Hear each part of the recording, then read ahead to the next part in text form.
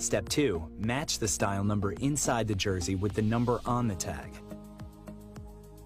Step 3, search it. A quick Google search of the style number will verify the jersey is authentic when the search results match the jersey being searched. Don't be fooled by counterfeit jerseys. Before you buy, remember to find it, match it, search it. Fan Zone, 2 locations nationwide. Center City Mall, Chaguanas and Movie Town, Port of Spain. Nationwide delivery available.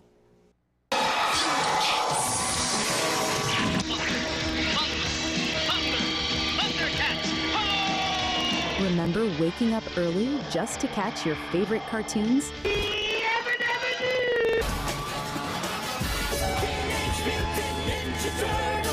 WESN brings back those magical mornings with Retro Saturdays.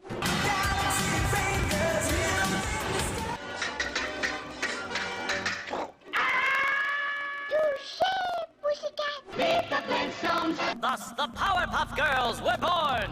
Where the young at heart relive the fun. Join us every Saturday from 8 a.m. to 12 noon, only on WESN, the content capital. Money is something we all deal with, but how many of us truly understand it? What if you could make better decisions with your money? Decisions that secure your future, protect your family, and bring you peace of mind. I'm Darren Jacobs, and I'm here to help you make sense of your dollars. Welcome to Dollars and Cents, the show that breaks down the financial world in ways that matter to you. No jargon, no confusion, just real conversations about money, your money. So join me every Wednesday at 10 a.m. on WESN for Dollars and Cents. Pastor J, I want to get a tattoo. You really want to me. Respond to me. How you would respond to me? The first question I'll ask is why. Controversial taboo topics. We get so consumed by church, we forget that we have to live the life of being a Christian outside of the Sunday. Like you say, services. we think going to a service makes us a Christian. Exactly. Yeah. Right. Right. So we are about to hear the second time Pastor J wanted to take a tattoo. Would have been late last year and early this year. Oh gosh. Hope Unfiltered podcast with Pastor J and Ren. This is Face of Sports, WESN Content Capital. How you felt about the kiss on the lip? That's the business. I'm not to do with that. And I find that was distasteful. The national senior team, whether you like it or not, that is the model for all other teams to follow. I'm assuming that the regional requirement may be a much stricter requirement. This is not about Pro League and Super League. This is a league run by the Normalization Committee that I'm responsible for. Nobody expected FIFA to fund this arrangement. If we don't get a professional attitude towards this, we are doomed for failure. You break the balance, trip the leg, control the body. They ain't gonna stand put forever. Why you want the Chiefs to lose so? Why you want the Chiefs to lose so? They already have 2. Lamar don't Why? have. You're jealous because you know the Chiefs getting closer to the Patriots. Let's go to the last part. Let's go to the last part.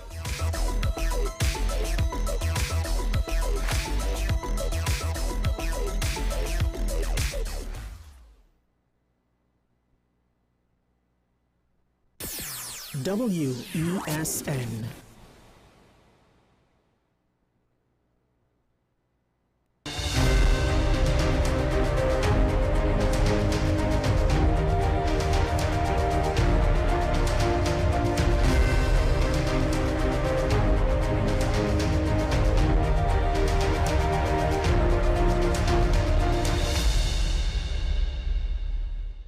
Good morning and welcome to AM Prime on WESN. I am Takia Thompson, your host for our Motivational Monday show. To all our viewers, we hope you had a great and productive weekend and that you're ready to take on this week by storm. Today's morning boost message is that time is going to pass anyway. Whether you spend it how you want or let it slip by, you might as well spend it doing what you love. And with that, we move on to how we can master and transform our mornings. Do you grab your phone first thing in the morning? Well, you're not alone. Many people do, but starting the day with news, notifications, and noise can leave you overwhelmed before you even get out of bed. In this video, international purpose-driven entrepreneur Jay Shetty shares 4 simple yet powerful habits that trades distractions for transformation. Take a look at this video. 25% of people reach for their cell phone within the first minute of waking up. Are you one of them? Over 50% check messages within 10 minutes. But when you wake up in the morning and check your phone first thing, it's like inviting 100 people into the bedroom of your mind. Now your mind is overwhelmed with everything you should have done, that you have to do, everything you need to do, competing from ads to emails to notifications, and all of a sudden, you're starting the day overwhelmed. It's the 4 N's of distractions: news, notifications, negativity, and noise. Now, if you got a good night's sleep, you're starting the day at 0. When you start the day with news, negativity, notifications, and noise, you're now at a -4 and dragging yourself up for the rest of the day. After this video, you'll know the 4 habits to have the perfect morning routine. The first morning habit is thankfulness. I think for so many of us, we've heard about gratitude so many times in our life, but often it feels like kind of soft and kind of fluffy as a quality, and I think we look at gratitude as something we've overheard, it's been oversaid. What's amazing though is that if you're present in gratitude, you can't be anywhere else. Studies show that if you're having a thankful thought, you can't have a worry-filled thought at the same time. If you're having a grateful thought, you can't have an anxious thought at the same time. Gratitude and anxiety can't rent space in your mind at the same time. But for gratitude to work in that way, it requires a specific approach. Now, I know what you're thinking. Jay, my alarm's on my phone. I meditate with you before I go to bed on my phone. Like, how do I live without it? And actually, what I'd say, it's what we do on our phone that makes the difference. What if you grabbed your phone and sent a message to your friend expressing gratitude? To a family member expressing gratitude? It doesn't have to be a thesis or an essay. It can truly just be 2 paragraphs.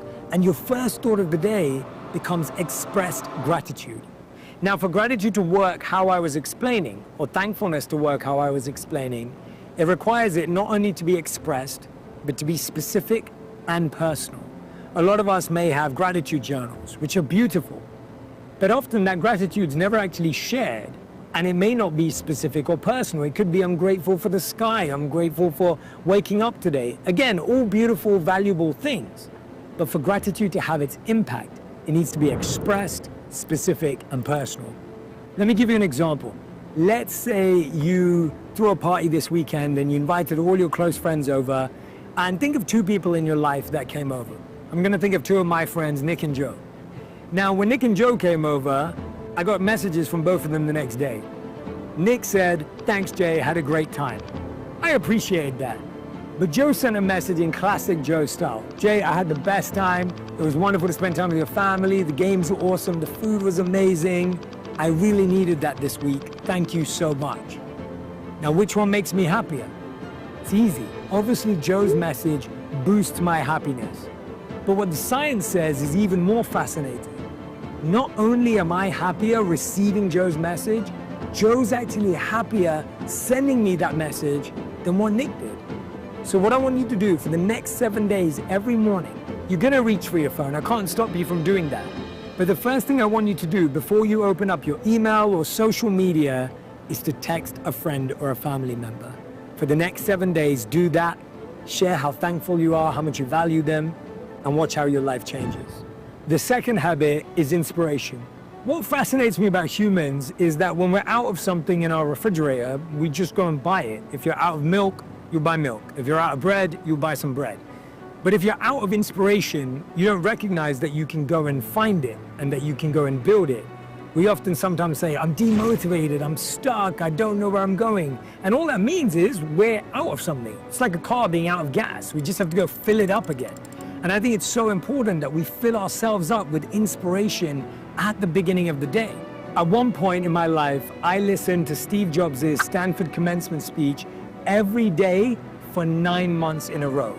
Now, not only did I know all the words off by heart by the end of it, the words really impacted my heart. I felt like they started to rewire my mind and my brain and my mindset and started to focus me differently. I had the opportunity to sit down with Matthew McConaughey multiple times. And I told him on my podcast that at one point I listened to his Oscars acceptance speech every single day for 30 days. It's a 5-minute speech, but it got me inspired, it got me focused about what I cared about. So I want to ask you, what's that piece of inspiration in the morning? Is it a podcast? Is it a meditation? Is it your favorite book? Is it a paragraph that you read every single day? I think we often think we have to find something new every day. We have to find something different. What is that thing that you go to every day, a quote, a thought, an idea that boosts you and give you that energy in the morning? The third habit for your morning routine is meditation. Now, I know what you're thinking. Jay, I tried to meditate, I fell asleep. Jay, I struggle with meditation, I don't know how to do it. Jay, what does it even mean? I'm totally new to it. And I want to simplify it for all of you. There are loads of great techniques out there. You'll find a ton in Think Like a Monk. I have a daily Jay meditation on Calm every single day for 7 minutes. But for those of you who are just trying to figure this out, what I want you to do is in your schedule, put 5 minutes in the morning and 5 minutes in the evening. Carve it out. Meditation, as many Buddhist teachers have said, is a meeting with yourself. Every day we check in with our friends, our family members, your kids, your partner, but you never check in with yourself. Meditation is a check-in with yourself. Once in the morning for 5 minutes, and once in the evening for 5 minutes. In the morning, ask yourself, what's the one thing I need to do for myself today? And at the end of your day, ask yourself, how did that feel? How did it feel that I did that one thing that was important to me today? Starting with that 5 minutes in the beginning and end of the day allows you to start being personal and in solitude with your own thoughts, which is such an important practice. And the final step is exercise. We all know how important this is, and I find that for so many of us, this is something that we've heard a million times, but I've found that for exercise to truly take effect, it needs to be two things. It needs to be competitive, and it needs to be collaborative. Humans do better when things are gamified, and they do better when things are community-based. Whether it's a group workout, whether it's a friend that you play a sport with every single day with, making things competitive and collaborative make a huge difference. I know so many families that are constantly competing over who gets to 10,000 steps first and who beats that record. But the idea being of like, how can you make what you're doing competitive and collaborative? If you're struggling with any area of your life and it recurringly is something that just feels like you're working against yourself and it feels like it's harder and harder every time, it's because we lack one or two or all three of this next system I'm going to share with you. First is coaching. If you want to get better at something, you need someone who's a few steps ahead of you. You need someone who understands how to help you motivate yourself. Coaching makes a huge difference. The second is you need a commitment. You need a committed, consistent schedule that's going to help you build that momentum. And third, you need community. You need other people that are growing with you, that have the same struggles or similar struggles, and want to get better every single day. My intention for you is that you'll trade your negativity for thankfulness, you'll trade your news for inspiration, you'll trade your notifications for meditation, and you'll trade that noise for exercise. And when you do that, you'll be able to spend your morning time in a much more impactful, healthy, and effective way. If you want more videos about health, happiness, habits, and healing, subscribe below. I can't wait for you to continue to be on this journey with me, and I'll see you in the next video.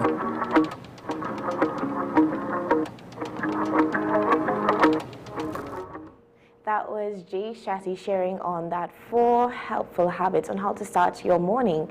Acronym TIME, that's thankfulness, inspiration, meditation, and exercise.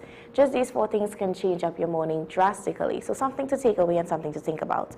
We are about to take a short break, and when we come back, we have more engaging conversations for you, so stay with us.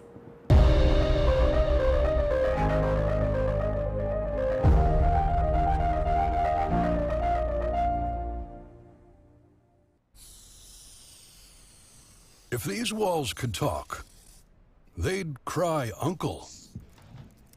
They didn't plan to become offices or yoga studios. but they've stood by us, even when we got a little stir-crazy. For that, they deserve some thanks. They deserve Benjamin Moore. Our award-winning show is back, and this season promises to be even more exciting than before. What's Up, Doc isn't just a title. It's a call to action for anyone who wants to improve their health and well-being. Join us on this thrilling ride towards better health on WESN Content Capital.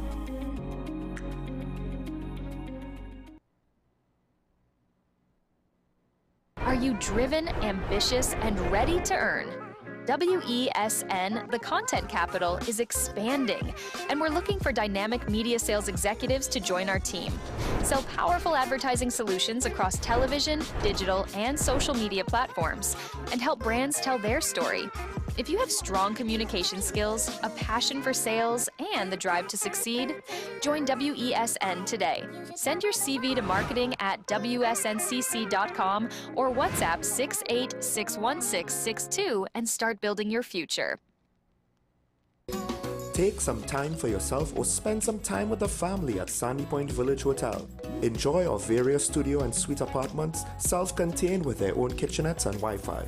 We also have our famous 100-foot swimming pool and our beachfront restaurant, the Steak and Lobster Grill. And our location in Crown Point puts us near the center of activity from the nylon pool to the local nightlife.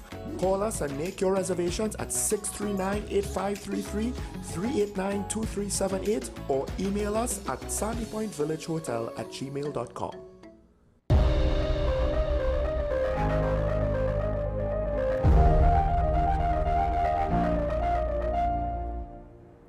Welcome back. The recent wave of tragedies involving children across Trinidad and Tobago has left the nation shaken, grieving and searching for answers.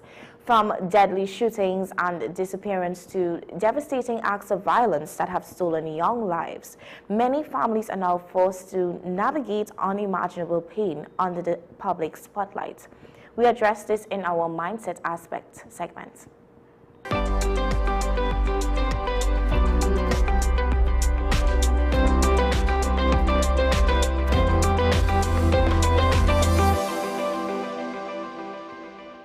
Mental health professionals warn that when a child is lost suddenly through crime or violence, the grieving process can become deeply complex and traumatic. For many parents, especially mothers, the emotional impact extends far beyond sadness, often affecting identity, daily functioning, relationships, and even physical health. Therapist Sharon Bermudez joins us this morning to explore the realities of complicated grief, how parents cope after losing a child to violent crime, and what support systems are urgently needed in Trinidad and Tobago. Good morning, Ms. Sharon. Good morning. How are you today? I'm good, and you? A little tired, but otherwise good. That's good to hear. Now, Ms. Sharon, you've described this as complicated grief. So tell us, what is complicated grief and how does it differ from normal grief? Okay, so we talk about grief and grieving as a result of death and the normal grief process. And the normal grief process when there's the death of a loved one can take up to 3 years for the person to kind of come to terms with the loss and get to the point where they are able to kind of fully reintegrate into life. It will still hurt the loss, but they are able to function much better. With complicated grief, the grieving period is longer.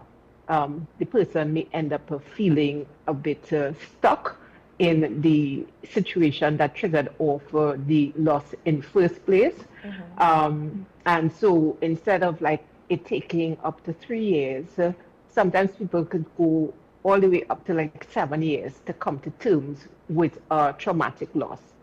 So if you were to look, so to be clear, because people may get a little confused, you may look up complicated grief and see different timeline than the one that I'm discussing. to be officially diagnosed with complicated grief, it's a period of 1 year that they're looking for in an adult and 6 months for a child. However, just in general, the time spans that we are looking at, for most deaths, is 3 to 7 years. Yeah. And now you mentioned death. Why can't violent or sudden deaths intensify this grieving process? It's just not how we ever expect that we would lose somebody. Yeah. Death is a part of life. There's no getting around that. Right. And when it happens and we lose somebody that we love, it is always going to hurt. It's always going to be difficult. It's always going to be a process to come to terms with it. And that is why there is a normal grief curve that is there. Mm-hmm. But nobody thinks about losing their child in the first place. Yeah. And then if you add on to that, I have lost my child because that child was murdered. I have lost my child who was maybe sexually assaulted before they were murdered. I lost my child to some form of dismemberment. You know, just kind of put in any kind of situation where somebody dies in a very unnatural way. It is difficult for the mind to come to terms with how could this happen, right? So they were there one day, they were good, they were happy, they were doing normal child things. Some days they were my joy, some days they wanted me to, made me feel to pull my hair out and scream and shout and, I'm so tired and all the normal things of being a parent. Yeah. And then another day they're not there, and for a reason that is beyond the mind's ability to comprehend. I think that is one reason why it gets more difficult. The other reason is just the consequences that come with it. The amount of media that is on it, the amount of people that is talking about it. You don't have the luxury of grieving in privacy. Right. You are dealing with the courts, sometimes the police. There are a lot of stressful other systems that you're dealing with on top of the grief itself. Yeah. And on that psychological level, how does murder or violent loss psychologically affect the parents that experienced this loss? Oh gosh, there are so many things. Because I guess the first thing is just this mentally coming to terms. Right. How do you make sense out of nonsense? It is like if somebody took a puzzle that was already fully built out and broke it up into little pieces and scattered it all over the place, and now I'm trying to find the pieces and to put together the pieces in a way to make sense. And I can't. So there's a lot of mental confusion. There's a lot of, depending on how the child died, kind of placing yourself into the pieces of information that you have gotten and trying to understand it, to understand what your child may have gone through. So there's a kind of a vicarious living of what you imagine your child went through. And then thinking about that, of course, it's going to have its own set of implications on it. So these things could come out in the form of nightmares. It could come out in the form of intrusive images passing through your mind of again, what you imagine has taken place. It could come out in terms of problems with memory, problems with concentration, problems with problem solving, decision making. Like it has its impact on the thinking part of things. It has its impact on the feeling part of things because you are dealing with feelings of fear, feelings of anger, feelings of grief, feelings of betrayal. There's so much that is happening there. So there's a big emotional piece that is present. It could come out physically. in terms of how it impacts your body. So people could feel it in terms of headaches. So they could be experiencing accelerated heart rate. They could be experiencing gastrointestinal upset. They could have cold and clammy hands and feet. There's a wide range of physical symptoms they could have, and it's going to come out in terms of behavior.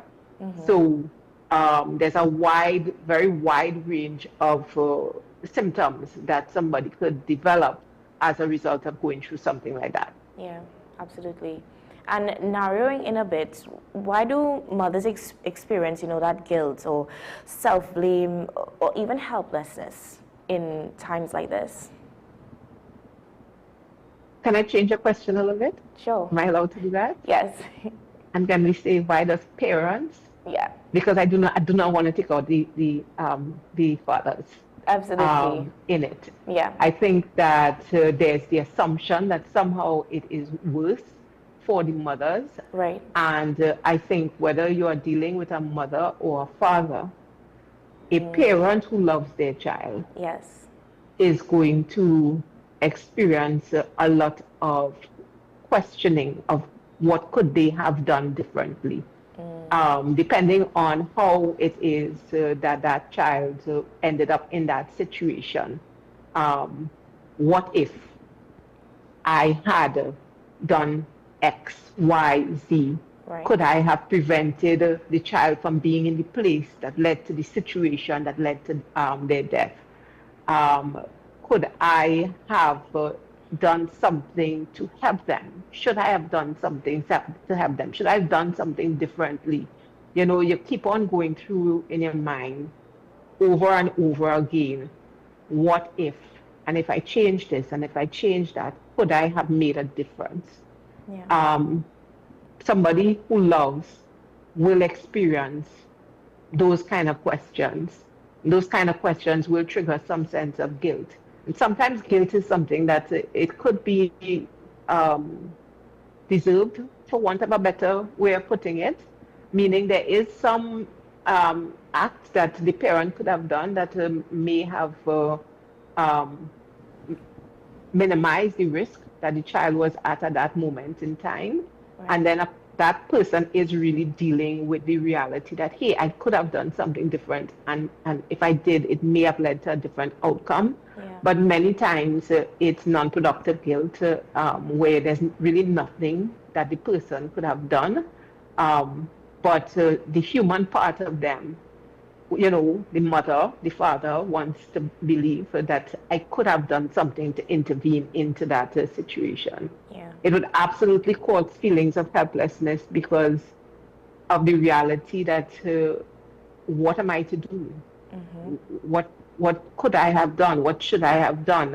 I thought that I could and I would do anything. I would give my life for my child, to save my child.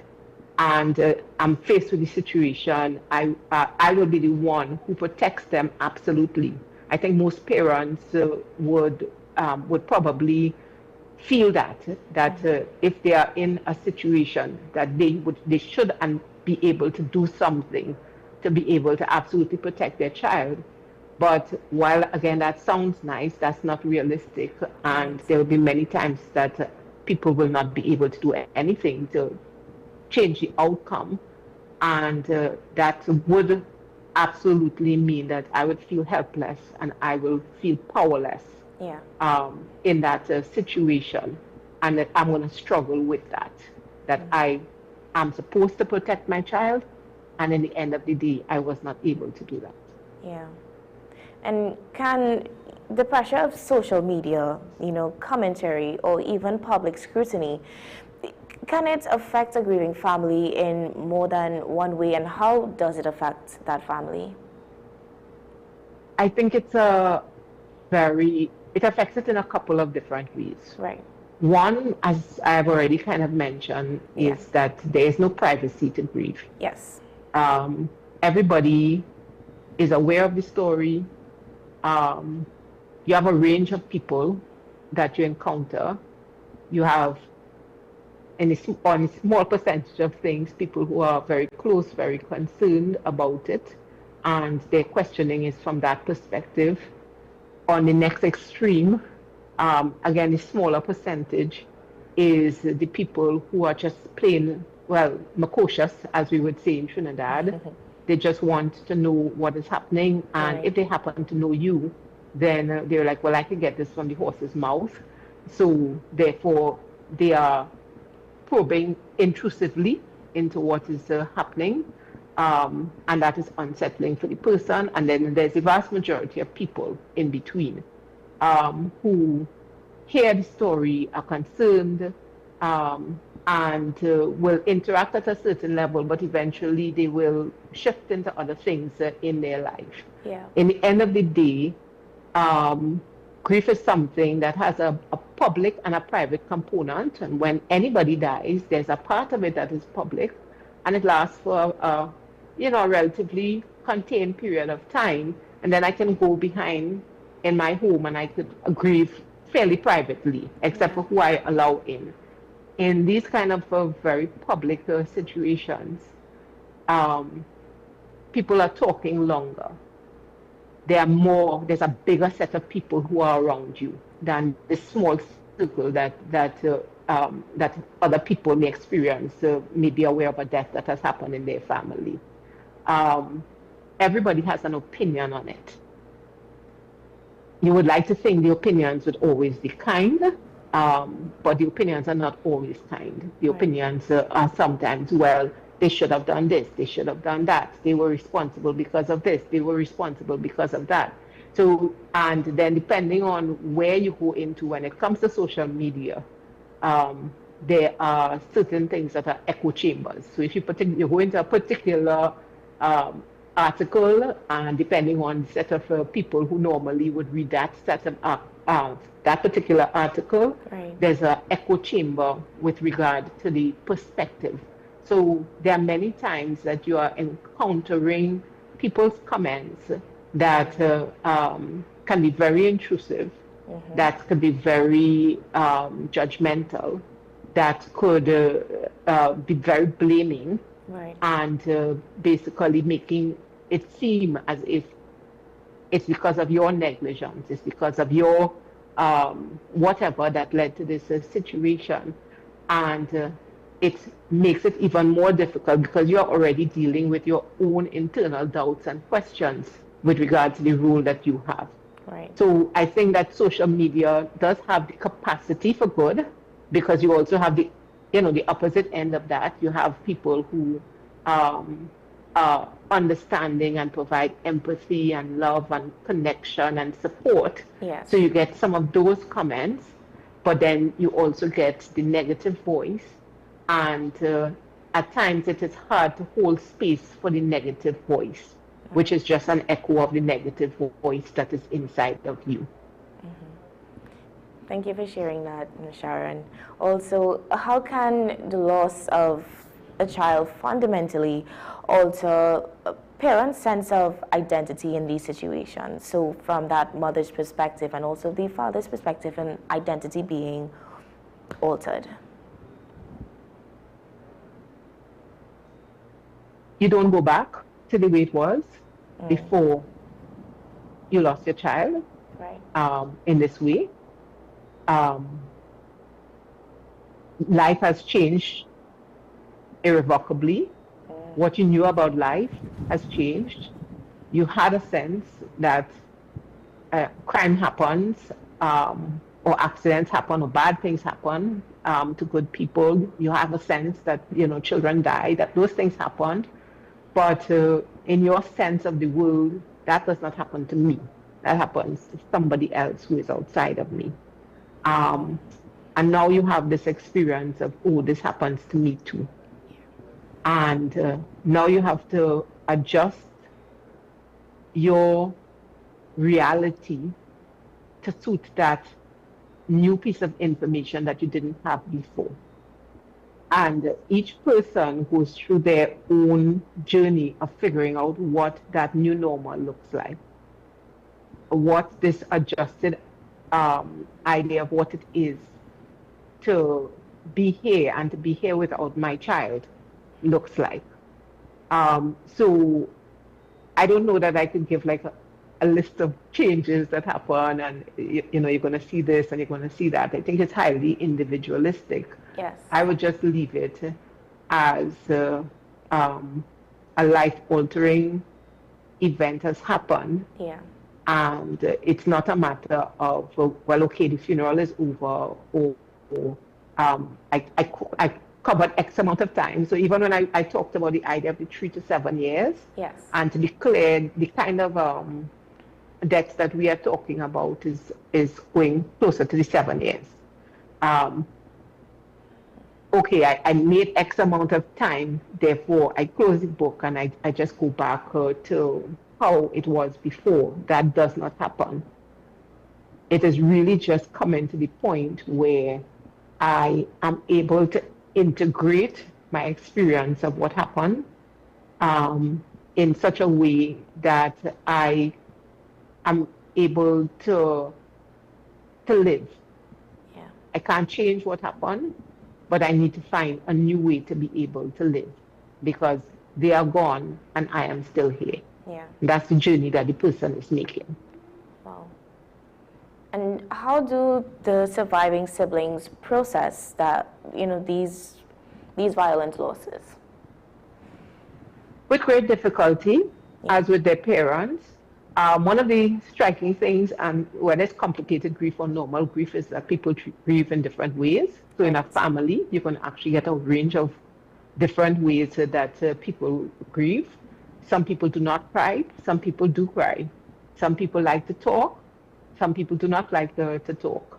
And there's no right or wrong per se. The only wrong way to grieve is the way that harms you or harms somebody else. But if it's not harming you, not harming somebody else, then it's good.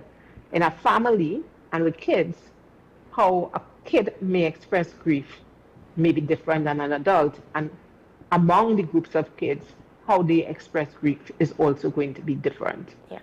So they are dealing with the same thing that the adults are dealing with, but at their level, meaning they are going into school where other kids know about it, other kids are talking to them about it, they're getting some positive messages, they're getting some negative messages.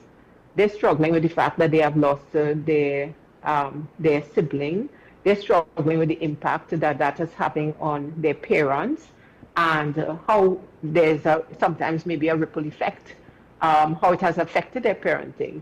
You know, if it is, for example, that the child died as a result of child was kidnapped and then murdered, for example, then maybe the freedoms that I would have offered when before that happened is going to change because I don't want to take a chance that my other children are going to be kidnapped. So it does affect parenting. It does affect the decision making. And they are dealing with the whole, and they are also trying to figure out, well, how do I support mommy and daddy in their grief? Because children always want to take care of their parents. So do I become the good child? Do I keep myself quiet? You know, how do I do something to make it easier for them? Because I know that they're suffering, but maybe I'm doing that and just suppressing everything. Again, there's a really wide range. There's not a one-size-fits-all answer, but sometimes the children themselves, the surviving children, could become invisible in this story because everybody is so focused on the parents that they don't necessarily see the surviving children, and there's still a level of struggle that is there. Yeah, definitely. Now, do you think repeated violent incidents, you know, they can cause or causes collective trauma nationally? Yes, I think that is true. Yeah. Because every time, especially when it happens with a child, I mean, it's bad regardless of who it happens to. But when it happens to a child, it's something that I think every decent person feels inside of them. Yeah. how could this happen to a child? How could this be done to a child? Where are we as a society? Where are we going? And it's something that resonates at the level of every person that is around. And therefore, it affects it. The anger definitely comes up because anger is one of the first things that will come up in the situation. Yes. And it's going to raise some very big questions for the people who are usually responders in these type of situations, maybe police, medical, other parties. Where were they? How did they respond? Politician, what's going on? Why is crime not under control as yet? What are you all doing? There's a lot of conversations that are going to start to raise up as a result of it. And all of that, I think, is people trying to come to terms with this collective trauma of how come we haven't figured this out as yet. Yeah. After the last time, why is this continuing over and over and over again? Yeah. And when you look at that and you probably try to compare it to coping mechanisms, what are some healthy coping mechanisms persons can take on after facing such dramatic loss? So the difference between complicated grief and normal grief isn't a difference in terms of you need to do something different to grieve. Wow. That's just about complicated grief is just about there's a greater level of stuckness to the ebb and flow that is the grief process, and some depending on how the person died and where you were in it, there may have been a few more trauma symptoms and those sort of things. Yeah. But the grieving process is the grieving process. And that is to say that exactly the same thing that you would suggest for somebody who has died under quote-unquote natural circumstances, are good ways to think about grieving. One, understanding that grieving is a process, it's not an event. It's not going to just switch off, because X is done. Funeral and those are sort of ceremonies, rituals are an important part of starting the grieving process, but they do not end the grieving process. Yeah. Understanding that after that initial outpour of public scrutiny and support and whatnot, things are going to get quiet. And how do I cope with it in the quietness? In a way that is going to be meaningful and helpful. Understanding how do I personally grieve, and not getting too stuck in, I should be doing this. I have a lot of people who say, well, I don't cry.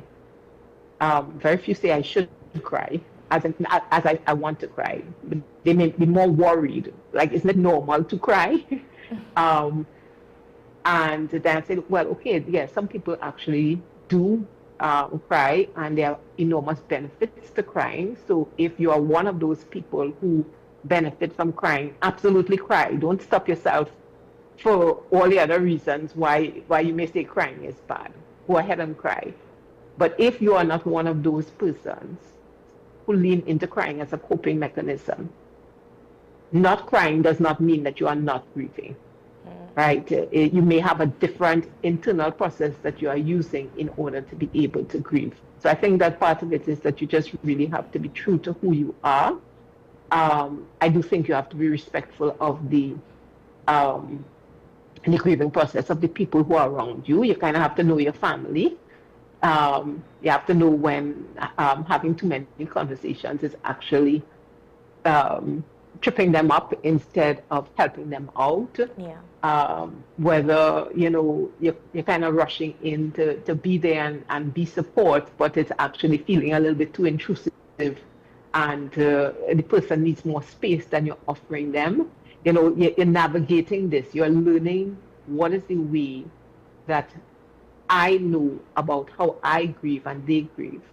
you have to expect that, as I said, grief happens in waves. It comes in, it goes out. So that I am not always going to be on this one straight line. I'm going to go up and down, and I have to make some accommodations for that. And just in normal strategies that you would use for stress management, healthy stress management. Yeah. Manage your diet, manage your exercise, make sure that you are taking some time for yourself. Make sure that you're building in some time for your normal activities, the things that interest you. Don't cut off people too much. It's okay to withdraw a bit when you need privacy, right. but don't withdraw totally and kind of cut people out of your life. Distraction is a great short-term strategy. So feel free to use distraction, but understand it for what it is. It is a short-term strategy. Right. In order to be able to get to the healing part of the grieving process, you actually have to allow yourself into that place of pain.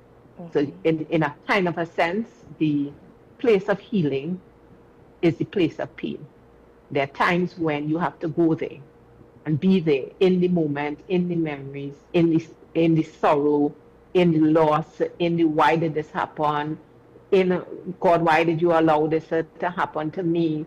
Why were there so many failures? What you have to fully allow yourself to be there in that. Yeah. And then there are other times when you just have to allow yourself to kind of stand up out of your grief. Say, well, okay, today is a kind of better day. Today I could go and potter around a little bit. Today I can, actually I have to go to work because I don't feel 100%, but you know what, I'm showing up for work. Yes. And I'm going to try to focus and get things done. You know what, lost Sharon, and feeling that really, really bad, but I have 4 others there. So I can't just be so focused on Sharon that I'm not seeing the other 4 that is there. There's a lot of mental work, encouraging yourself, kind of forcing yourself to get up and just do it, even though you don't feel like you're doing it. And just giving yourself some grace for the days that you just don't do it well. Yeah. It's okay, the world is not going to break you, but you know, every day you didn't show up as super mom, super dad, and you kind of fell apart a little bit. That's okay. And one last thing that I kind of want to say, just because I feel very passionately about it, is that there's a tendency of parents to kind of want to shelter their siblings from their children, from surviving children, from seeing them cry and seeing them grieve. But sometimes that's actually giving your children permission to grieve. Wow. So you think that you have to be strong, right? If you are not, strong, then that is going to cause them to not be strong. And usually the barometer of strong or not strong is a crying or not crying, right? Yes.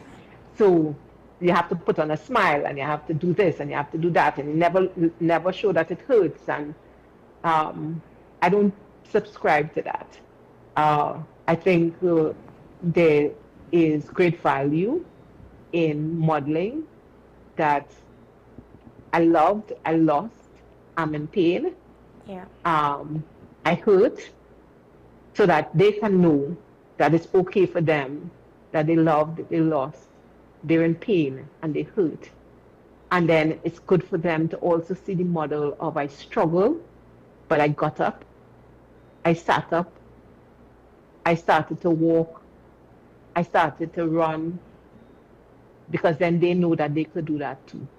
They know they could get up out of their pain, they could sit for a while, they could walk, they could run, and they could get to that place of healing, and we could do it together. I could lean in. I'm not saying it in the sense of parent depend on your children to fix you. That's not what I'm saying. If you need help, you need help. But there is value for them understanding that it is okay to feel how they are feeling. Yeah. And on that mental health note, would you say are there, enough mental health services accessible for grieving families in Trinidad and Tobago? Well, I would say that there are mental health services that are available for the grieving families. Whether it's enough is a different matter. I don't know that there's ever enough resources. Especially it also depends on what somebody has available to them. Yeah. If you have the money to be able to get help, then I would say there's enough. There's enough mental health professionals who are well trained and who could provide support in these sort of situations. Yeah. And it's just a matter of knowing how to go about identifying them and accessing them. If you are in a position where you are dependent on getting government resources, state resources, it may be a bit strained. Yeah. There is the resources that are provided to victims of crime through the government. Yeah. There's a counseling division that provides that level of support.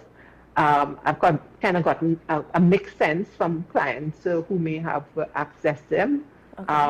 Couple of people who they were very prompt and they were able to provide very good support. Some other people that they would not have heard, for a period of time.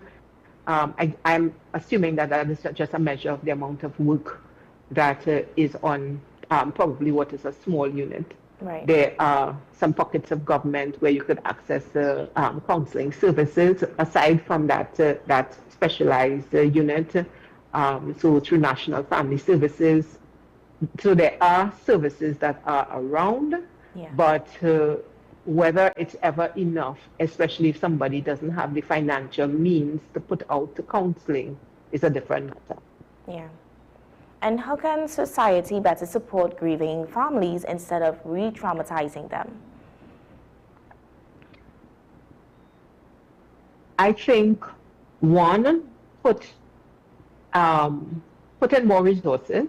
Following up on the last question, yeah, I lean into it's probably not enough. So put in the more resources and maybe make that section bigger than it is to suit the actual quantity of people that it has to support, ramp up the training to provide this kind of specialized support. So there are systemic structural changes that could take place that is going to provide greater support. But I think the average person can also make things easier. You make things easier simply by understanding that this is one of the worst days of the lives of the persons that are involved, the surviving members. Yeah. And it starts off as a series of worst days of their lives. And you may think that you have enough information to form an opinion and to state an opinion, but chances are you do not. This is a matter that is, once it's a crime, this is a matter that is being actively investigated. There's a lot of information that is not fully disclosed. And sometimes we have a rush to put in an opinion, to make a statement, to make a judgment. And I think unless there is some very clear evidence of real negligence and real criminal level negligence and criminal level activities on the part of the parent themselves or the part of the family members themselves, let's maybe just focus on being kinder and just respecting that you are seeing somebody at the worst moment in their lives and withhold those judgments and simply move more into a supportive type role. That is how I think each one of us have the ability to make a difference, because we don't know when we leave the keyboard and the comments and we go merrily along our way. We don't know about the parents or the siblings who are reading the comments and taking them and internalizing them and the impact it is having on them. Yeah. So that would be the two main things: bring more resources and bring more kindness and empathy and understanding of what I don't know and what I do know, and just provide support to grieving people who just need that level of support. Because believe me, whatever you are saying, the surviving members have already thought about, are already saying to themselves, and they've been struggling with, and they'll continue to struggle with for years and years and years. Yeah. And lastly, what message would you, leave to parents currently navigating this kind of pain? Give yourself some grace. It's going to be a long, very painful journey. There's going to be lots of ups and downs. You're really going to struggle with this space. The days that you could get up. Do what you have to do, because whether you understand it or you don't understand it, you are still here. You still have a lot of stuff to do. Life, in that sense, does go on. But the days that you can't, give yourself some grace and allow yourself to feel what you have to feel. Understand that it's a wave, so that it's going to come in, but it's going to come out again, and learn to ride the waves.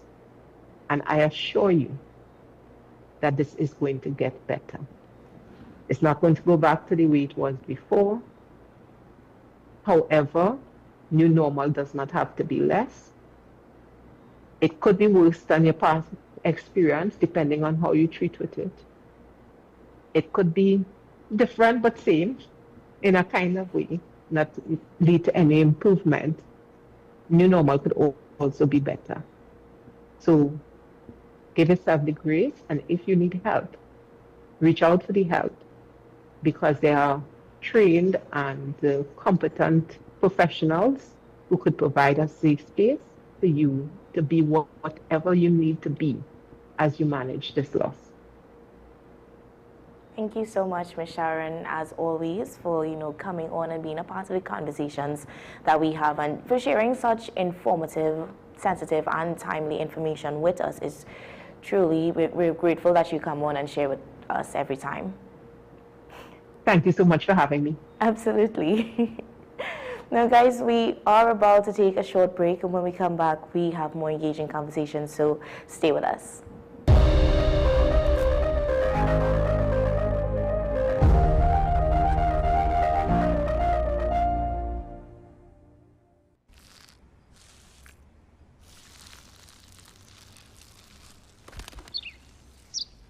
Maybe he landed here totally by coincidence. But if by chance he's admiring your fresh coat of Benjamin Moore soft sky blue, well, that's a pretty high compliment. Coming from an expert. In this day of stay-at-home and work from home, home has never meant more than it does today. Whether you're looking to buy, rent, or build your new home, now is the time to get going. Gittins & Gittins real estate agents are here to take you to that place of your dreams. Let us take you home. We help you find that rental to rest along the way, or journey with you to find your home destination. Investors and commercial enterprises too, call us and we'll walk the distance to place your business in just the right location. Owners, leave the headaches to us. We'll find your tenants or buyers while you stay at home. We'll even manage your property at your bidding. Anything real estate, come home to Gittins & Gittins Real Estate. Call us at 760-3280 or 747-1220, or visit us at 16 Fifth Street in Woodbrook. Hi, I am Emiliana Beechan, and I am a mental health and conflict resolution consultant. Welcome to Mind Matters, the show where we explore the intricate world of mental health and the art of conflict resolution. Join us as we hear from mental health professionals, conflict resolution experts, and everyday people who have transformed their lives through understanding and communication. Mind Matters, WESN Content Capital.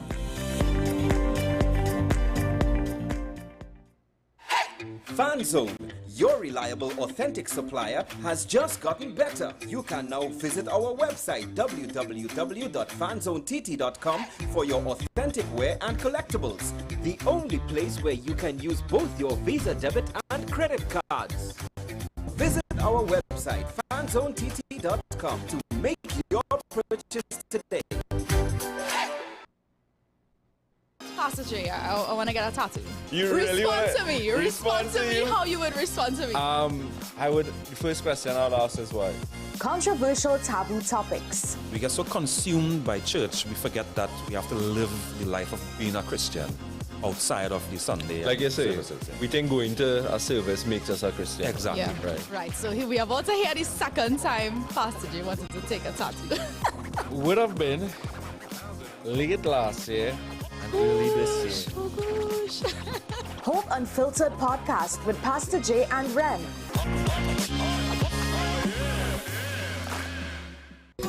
Take some time for yourself or spend some time with the family at Sandy Point Village Hotel. Enjoy our various studio and suite apartments, self-contained with their own kitchenettes and Wi-Fi. We also have our famous 100-foot swimming pool and our beachfront restaurant, The Steak and Lobster Grill. And our location in Crown Point puts us near the center of activity from the nylon pool to the local nightlife.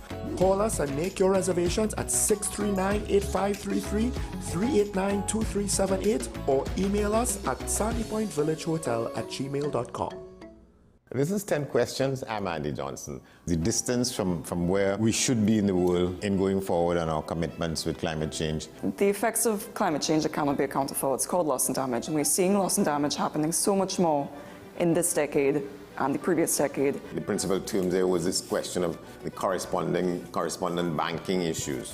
That is why we're trying to build capacity with this country here, Trinidad and Tobago, and other countries in the region. Man is not showing any signs of stopping or even slowing down. More than half of the forest in Trinidad is already gone. All the plants and all the animals and all of the nice clean water and fresh air and everything had to be on this planet for humanity to have a chance. We have small change when it comes to countries that can take decisions, and when they speak, the world listens.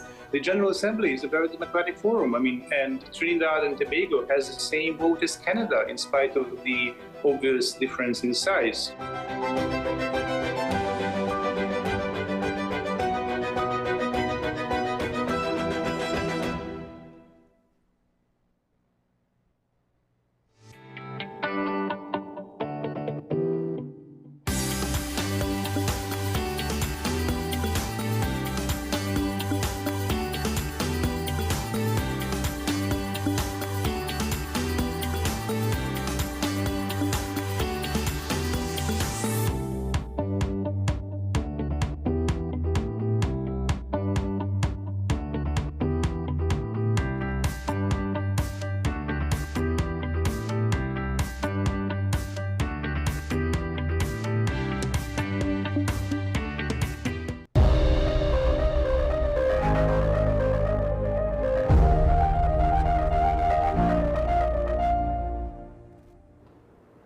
Welcome back. In today's What's Happening segment, Trinidad and Tobago commemorates African Liberation Day, signaling the official launch of the 2026 Pan-African Festival, TT, which began on Sunday and will run till Emancipation Day on August 1st.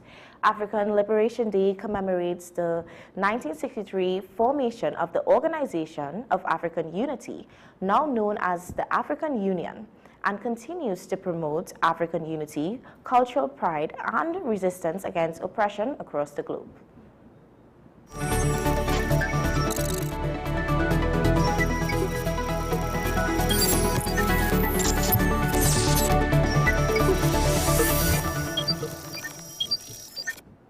Today we speak with Mr. George Goddard, a representative from the Caribbean Pan-African and Indigenous Movement, about the importance of African Liberation Day, the meaning behind this year's observance, and the continued relevance of Pan-Africanism in the Caribbean and beyond. Good morning, Mr. George. Good morning. Permission through the elders to speak. Yeah. And I will make a quick disclaimer. Yes. These views are not mainly that of the Caribbean Pan-African indigenous movement. Some of them are of an independent thinker of the CPIM. Okay. Right, so morning, Tikia? Yes. Got it. Great, no problem. Can you tell us what is the historical significance of African Liberation Day? Well, my first ask was, Nkrumah, we are ahead of his time, right? The significance is clearly unity of purpose. Right. In May 25th, 1963, in Addis Ababa, Ethiopia, two rival factions of post-independence Africa, the conservative Monrovia group, led by Senghor of Senegal, and the Casablanca group, led by Osugufu Kwame Nkrumah of Ghana, under the leadership of His Imperial Majesty Haile Selassie, came together to form the Organization of African Unity. For me, African Liberation Day is very significant. My mom being a Jehovah's Witness, my father a Pan man, attending a Catholic secondary school. I did history, but knew very little of Africa and the struggles of our forefathers. Yeah. It was only then, when I read Malcolm X Speaks, to be honest, at the age of 18, I recognized that I had developed low self-esteem, and fortunately was introduced to the concept of African liberation and black nationalism, Malcolm, where he spoke about building a mighty Al-Kibulan or African nation within our beautiful Twin Island Republic and the broader Caribbean region. It's significant if and only if for the next generation of Afro-Trinbagonians to stand proud and truly be protected, enlightened, empowered, and liberated from the shackles of today's wage, economic, mental, psychoanalytical slavery and servitude. It's a mouthful, I know. Right? But it is important information that you're sharing also. No problem. And along those lines, why is it important that African Liberation Day continues to be observed in Trinidad and Tobago and even across the Caribbean? Well, we always boast Trinidad and everything. Right? Yes, so it was a Trinidadian, actually, Henry Sylvester Williams, who organized the first Pan-African Congress in 1901. All right? And two Trinidadian revolutionary leaders, George Padmore and C.L.R. James, who organized the fifth Pan-African Congress, setting the stage for decolonization movements in Africa and the Caribbean.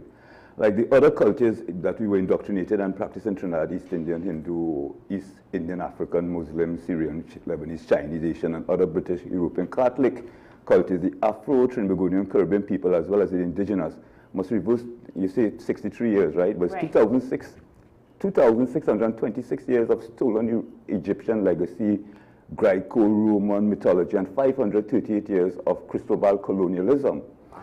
The people of Afro-Trinbagonian must be educated from the truth of our traditions, struggle for freedom, and the need for unity to overcome our that prisoner of war. We weren't slaves, we were prisoners of war status in this country and the region. African Liberation Day connects the people of Africa and their descendants to struggles against imperialism around the world, Cuba, Venezuela, Burkina Faso, Mali, Niger, and other revolutionary states who emphasize people before maximum profit. We must never forget the forcible movement and genocide of millions of people across the main routes. There was not just the transatlantic slave trade, there was this trans-Saharan, Arab, Muslim, and the Indian Ocean slave trades connecting Europe to Africa, Africa to America, and the Americas to Europe. I'll be a little more brief.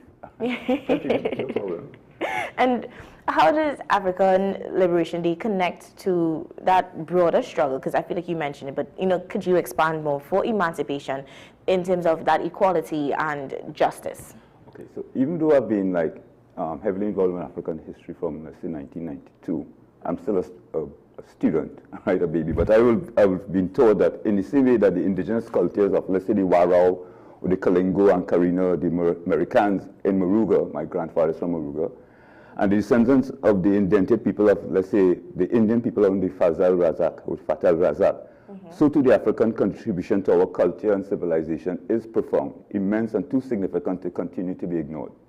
Assuming that Pan-African or Pan-Anklubalan will be a stateless society governed by AI, just kidding, governed by the people, African Liberation Day ought to be solely about establishing a neo-global Al-Kibulan Pan-African governance structure under the umbrella of, let's say, a united people of Africa. Brother or father, let's say General Ibrahim Traoré of Burkina Faso, continues to carry torch in the Sahel region, specifically against French exploitation and occupation, with the mantra that we Africans shall overcome someday. Almost true. African Liberation Day had some 68 years in the making to give us a gentle reminder that the work for liberation, respect, reparations, equity, and a level playing field of borderless Africa is not yet over and continues apace. As the legal fraternities knows, justice must also appear to be served. Return the Benin artifacts, hands off Haiti, Cuba, and Venezuela, leave Palestine, the Sahel, etc., etc. You know, I know we under a state of emergency, but end to white supremacy and foreign occupation. In other words, when your neighbor house on fire, douse yours. Yeah. How would you then, you know, describe the importance of Pan-Africanism in today's society? All right. As I mentioned earlier, I didn't realize between the ages of 12 and 18, I developed low self-esteem. I always thought my father brought me up to work my chest up. Well, Brother Philippe actually taught me that. But my father always established African pride. You see, you're a black and chicken, and you know, all of you are so-called red man in the society. Picture this. I need a passport, a Diego Martin passport to go Sangre Grande, right? So in other words, we need to restore a homogeneous Africa, all right? Is paramount. And my mom will say, you know, she's religious, she said the Bible says Ethiopia will rise again, right? So allow me to quote Malcolm. Say if a man stabs you in your back 6 inches, no, 9 inches, right? And he pulls it out 6, is he really caring or showing any care to heal the wound, right? It's only until he pulls out that knife, the full 9 inches, and show that care, like in other words, return the stolen treasures to the displaced indigenous and African people at home and throughout the diaspora. It's only then will the Pan-African mission truly be accomplished and thus its importance. Pan-Africanism is the most unifying humanistic philosophy and movement in the world today, right? Hence its importance is monumental to Trinbago society. Yeah. It's along with the indigenous people's movement, because the reason why we formed the CPAIM, we cannot be talking about Africa, Pan-Africa in the diaspora, ignoring that there were indigenous people who were annihilated here. Yes. And there may be a few there still that owns the right to this land. So be it the argument in Venezuela and Guyana, it is still the indigenous people who has the final claim to the lands. Right? Yeah. To me, that's the significance of Pan-Africanism. It helped me get self-esteem, and I think I'm better for it. Absolutely. Right? And in what ways can you tell us, you know, that African culture or even heritage still is reflected in Trinidad and Tobago's identity today? All right. I do get confused, right? Because I have this concept of a global carnival development network, and I also promote a Blue Tobago carnival. Right. But culture and heritage must be separated from cultural festivities and expression. So the global carnival network might be about the culture and heritage, but the Blue Tobago Carnival is clearly about the expression and festivities. So is renaming the King George V Park, let's say, Nelson Mandela Park, or the reenactment of Camberley riots, or the replacement of Nina Pinta Santa Maria, is it? I was too good in this recipe with the tenor bass and double second, a true reflection of African culture and heritage. Carnival, Kaiso, Steelpan, Limbo, Ballet, Bongo, Moko Jumbies. I did a lot of work with Dragon, the late Dragon, may he rest in peace. Thanks to Jeffrey Allen, who made the movie Welcome to Wall Up. We do a lot of work with young people, right? And Dragon was a main source because he walking on bottle, eating fire, all these things that I grew up seeing going on with the father to different panyards and different calypso events. Right. Kuku, Kalalu, Pilau, Caricom. These are African contributions to our culture, national and regional identity, which are often taken for granted and ignored and overlooked as national culture. Is the African preferred breakfasts of Alice doubles and pie versus, let's say, 40. I just went and had a nice 40 bacon saltfish. Yeah, a true reflection of our so-called cosmopolitan society globally, far less our African pride, identity, culture, heritage, etc.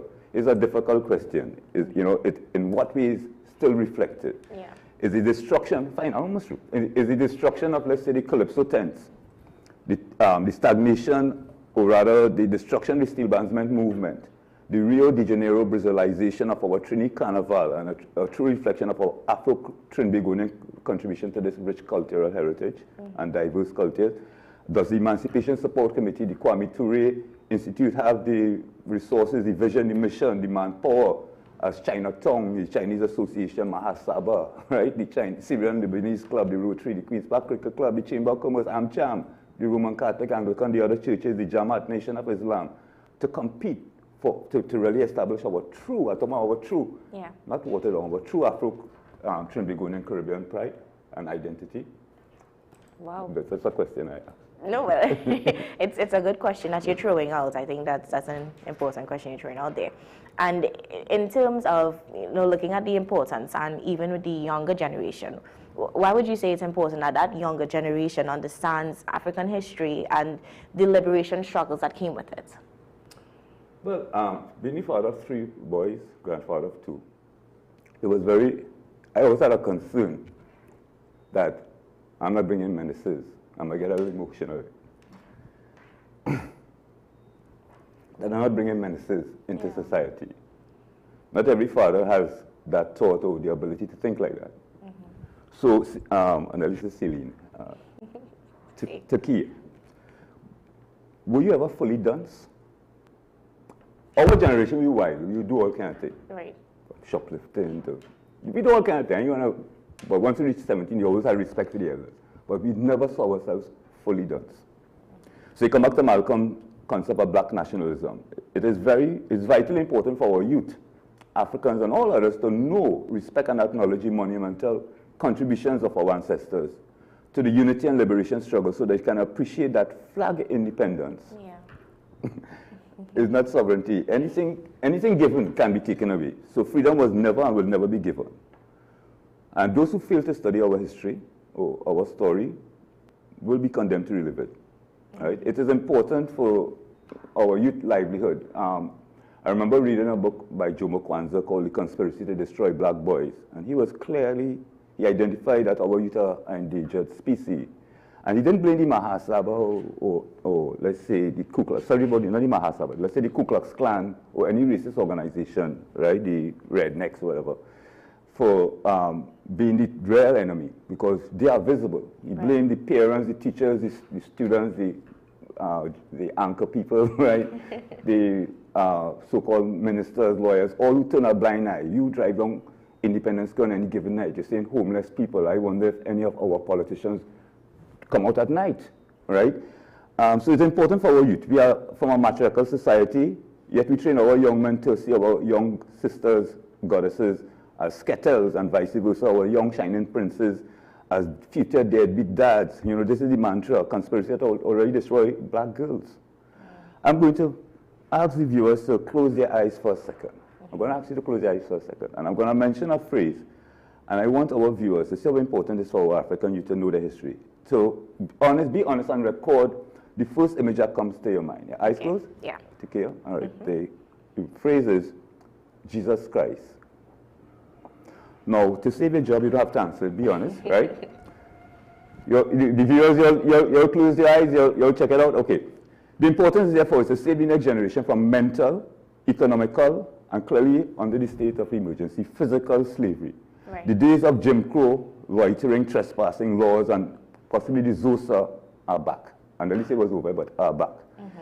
Is Christianity, Islam enough to establish African pride, or are they conflicting concepts? Where is Jerusalem and Mecca, in all of this? Shouldn't we be replacing Uncle Sam with Mother Africa? I mean, these are harsh questions. I mean, I don't know if it will affect my business in the future, but this is honest.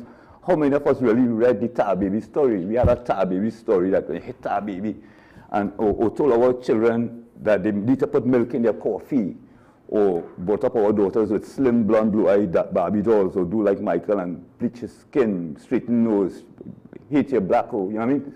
So it's hard. It's hard because every day, even for myself, it's a struggle to find some kind of identity. So even the youth who didn't grow up with 1970 or like that, they will even have it harder. Yeah. You know what I mean? So we are working, we are trying. Right. Yeah. And along those lines, I feel like you've touched on this. So, tell us, how does the Caribbean, Pan-African, and Indigenous movement work to preserve and promote, African and Indigenous identity? So, there may have been a question that dealt with the challenges facing people. Right, but I know in terms of time. The thing is that, one, the Caribbean Pan-African movement comprised of, let's say 47 plus organizations and individuals that have similar, we have different ideologies per se. So there will be Rastafari, there will be Islam, there will be atheists, there will be individuals who have different ideologies, but we have a common purpose. So the first thing is by standing in solidarity with the people of Haiti, Cuba, Venezuela, in the struggle against the illegal U.S. embargo, trade sanctions, murders of our citizens, assassinations, abduction, and the threatened kidnapping of elected leaders. And we're getting serious, and the open plunder and pillage of resources in violation of international law. The CPAIM, the Caribbean Pan-African Indigenous Movement, also stands in solidarity with the people of Burkina Faso, Mali, and Niger in their struggle to remove foreign domination and control of their economies, their gold, oil, precious metals, and other resources. I mentioned that I did some time at Coastat, I mean prison. I did 8 years in Coastat. And I was asked last year to come and make a presentation on the Caribbean business opportunities. And one of the things I recognize that 90% of the Caribbean households and population resides in Mexico, Cuba, Haiti, Venezuela, and Santo Domingo, the said countries that are being targeted. Well, so therefore, we also look at the Caribbean not just from an English-speaking standpoint, because we fail to ignore there's the French, Dutch, and Spanish. There's Haiti, Martinique, Guadeloupe, French Guyana, Aruba, Borneo, Suriname, Cuba, Venezuela. So when we talk about the Caribbean Pan-African indigenous movement, we first have to recognize all indigenous people. We have to pay respect to these people. The first people there, I connect with some to a brother called Sean David, who does art and craft with brothers in Arima. There's a whole group of indigenous people we know in Arima, right? 80% of the region are descendants of African indigenous first people, right? All experiencing the onslaught of neocolonialism. The CPIM also advocates for the preservation of the Caribbean region, the Caribbean and Latin American region, to remain a zone of peace, a sovereign zone of peace. And as I said earlier, by networking with these 47 plus affiliated members like the Black Agenda Project, Movement of Social Justice, the Emancipation Support Committee, Igbe Onesin Olodamari, Brother Master Tunji, we go way back. He was one of my mentors for years, kept me straight. The Pata Foundation, our very own Pata Foundation Global Carnival Development Network, and several individual freedom fighters and activists throughout the region. We continue to network with these folks. The CPIM is dedicated to education and empowerment of the grassroots people of the Caribbean and the unity, liberation, and sovereignty of the Caribbean, Pan-Africa, or Africa, and the other locations in the cosmos where indigenous and other humans are exploited, down-pressed, and disenfranchised. Yeah. Wow. CPIM. What message, does African Liberation Day send about unity among African descent people worldwide? Well, one, I would strongly recommend Google it, right? No, serious. There's a lot of information out there. I mean, one of the things that we were deprived of growing up was information. But we live in an information age, and I will encourage a lot of young people. Instagram, cool, chat, Snap or Snapchat, all these things cool, but take time out to do some research. All right. The message that I get from African Liberation Day, as I said, Kwame Nkrumah, all these guys. Actually, my father called my younger brother Kwame because of that in 1970. African Unity and Liberation Day reflects an objective that has yet to be achieved as neocolonialism and the dependence of our society on foreigners leave us vulnerable. And this is being compounded by technology today. The message is clear. Let's forget our differences. Brothers and sisters, unity is strength. And I've quite a few songs go be addressing these things. You listen now for Who's Your Daddy coming soon, right? It might be a little banter, a little fun, but it's also to pay homage to those Calypsonians who were the messengers back in those days. Before it had wesn TV to bring this message, we had to rely on our Calypsonians, right, to give us the message. Yeah. So, yeah. And, lastly, as the country approaches Emancipation Day on August 1st, what reflections do you hope people take away, or, persons looking on will take away from these commemorations? All right. One, the historical evolution from, let's say, 1901, per se, before the Pan-African movement, coming right up to 1956 with the People's Education Movement, coming to the People's National Movement, then to 1970, the Black Power movement, but they also had the Steel Bandsmen Association and that kind of stuff. But there would have been a lot of struggle taking place. So African Liberation Day the one will want to know how did we arrive at Emancipation Day, for instance, celebrations, when we already had African Liberation Day. Back in my days, there would have been the TANAs, the COATs, the AAAs, the African Youth Organizations, the Fifth Company. So I will, NJAC, we all were familiar with NJAC, right? So the right was NJAC in the right political direction. So we had to reflect on, I would say, all these we had some great freedom fighters passing through. Stokely Carmichael, my father, George Goddard, Sonny Goddard, yourself. Right? So I think we reflect on the men and women, because the women were always there. I mean, I look at my mom, marrying a pan man. Back in those days when pan men were considered vagabonds. Strong woman. One will reflect, what is there to celebrate? Are we yet liberated, emancipated, or are we truly free?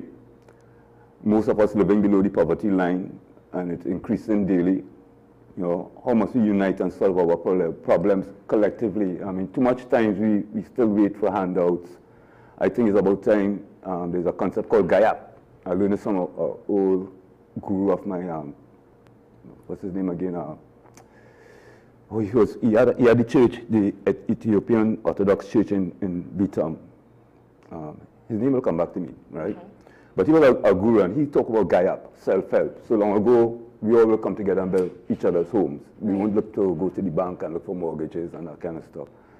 Susu and all these type of things. So I will start to reflect on African economics, well, Afro-Trinbagonian, Caribbean economics, well, environment. We should reflect on the environment, most importantly, Paulo Freire, because, as I said, we are growing up in these disadvantaged communities where the environment is not conducive for human thought. Right. So what do we expect from these young people, the next generation, for instance? So these are things I reflect on. For instance, I will see the difference in behavior of the youth in, let's say, Bagatelle, or the youth in Maracas, St. Joseph, because they have a lot of bush and trees, and so even though they don't have money, they're cool, and their behavior is still acceptable, right?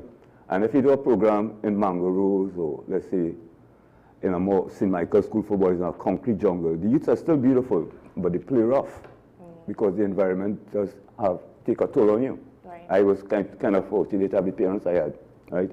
In conclusion, Pan-Africanism must remind us of our glorious traditions of revolution. So the Emancipation Day, I actually got my second son named in 1989, attendance with the Emancipation Day celebration at Mukrapo Senior Comprehensive. And his name is Askia, that's innovative.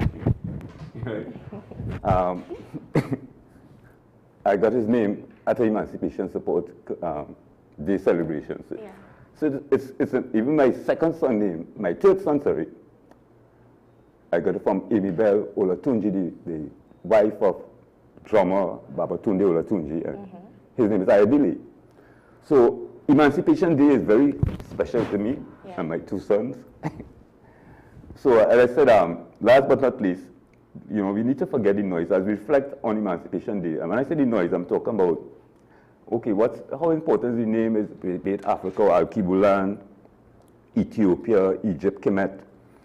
You need to definitely ignore the doc's advice of no mother Africa, no mother India. So I will think that, even though he may have tried, that was a kind of very critical statement to make that has confused a lot of African people. They didn't confuse our East Indian brothers and sisters because they hold on to their culture. 41 years ago, they've been indoctrinating their young people with their Hindu culture, and that's good. That's admirable. There are a lot we can learn from them. I will hope that we can also practice religious tolerance, as I said, and learn that our rich culture and heritage, is important, and that we get fit, focused, and organized. That's it. Thank you so much, George, for coming on and being a part of the conversation. I know you probably think it was a mouthful, but it was truly important and, informative what you were sharing with the viewers and myself. So thank you so much for coming on and being a part of the conversation. And thank you, WSN, and see you all in Tobago in October. All right. Guys, as we wrap up today's show and program, we hope that everything that was shared, it would have been in a timely space for you to receive and for you to somewhat shift that mindset that you once have to something new, something that could, help shape out your entire week or just make you think differently for today as your day continues to go on. Like I always say to close, stay safe, stay informed, stay positive. Up next, we do have Sean Michael Small at 8 with Talking Point, so you want to come back for that. And I'll see you again tomorrow morning. Bye.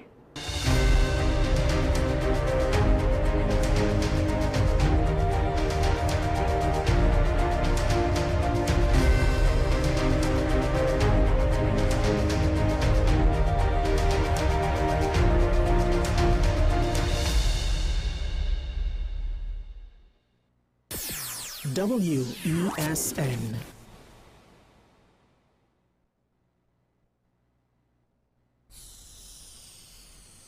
If these walls could talk, they'd cry uncle.